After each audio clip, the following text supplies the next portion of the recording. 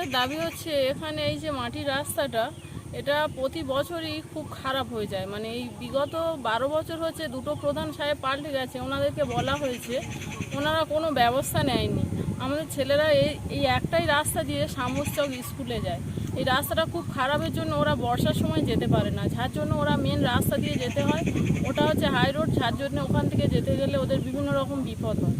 সেই জন্য আমরা এই প্রধান সাহেবকে এটা দেখাচ্ছি, এটা আমরা দাবি করছি যে এই রাস্তাটা আমাদেরকে খুব তাড়াতাড়ি করে দেওয়া হোক। গ্রামের নামটা কি? আমাদের গ্রামের নাম আশাপুর, আমার নাম কল্পনা হালদার। এই রাস্তা দিয়ে এই আশাপুরের বাচ্চারা শামসূচকের স্কুলে যাতায়াত করে, এই একটাই রাস্তা, আর অন্য কোনো রাস্তা নেই।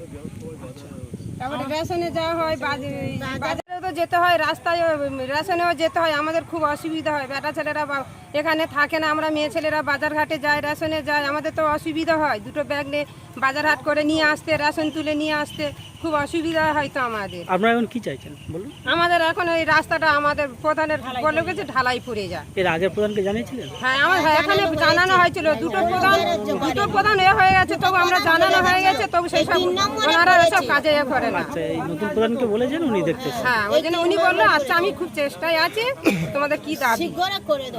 আমরা তো বারবার পঞ্চায়েতে যাচ্ছি, না তো না প্রধান কি এসে আমাদের বলে, আমরা তো বারবার পঞ্চায়েতে যাচ্ছি বলে তো প্রধান এসছে। আপনার সাথে দেখতেছেন আমাদের গ্রামেও কোনো কিছু হচ্ছে না, গ্রামেও কোনো কিছু গ্রাহ্য করে না, গ্রামের ভিতরেও রাস্তাঘাট জঘন্য হয়ে আছে, সেগুলোও দেখাশোনা করছে না। সব জায়গায় রাস্তা হচ্ছে, এখানে আমাদের গ্রামেও আশাপুর গ্রামেও কিচ্ছু করে দিচ্ছে না। সেই জন্য উনি এসছে দেখতে। ওই জন্য এই রাস্তা করে দিতে হবে, মানে আমাদের গ্রামটাও দেখতে হবে, আশাপুর গ্রাম। আচ্ছা, আপনার নাম পরিচয় বলুন। আপনার নাম? নমিতা হালদার, বাড়ি আশাপুর। আজকের এই গ্রামবাসীরা আমার কাছে গিয়ে ওনারা একটা আবেদন করেছেন যে এই রাস্তাটা দীর্ঘদিন ধরে, বহু বছর ধরে এইভাবে পড়ে আছে। তো ওই জন্য আমি নিজের চোখে আজকের এই রাস্তাটা দেখতে এলাম, যে সত্যি রাস্তাটা দেখে যা অবস্থা, এখানে কিন্তু বর্ষার সময় মানুষ চলাচল করাটা খুব টাফ ব্যাপার। এবং এটা আমি জানি যে আমাদের শ্যামবসুর সঙ্গে আশাপুর গ্রামের একটা সংযোগ।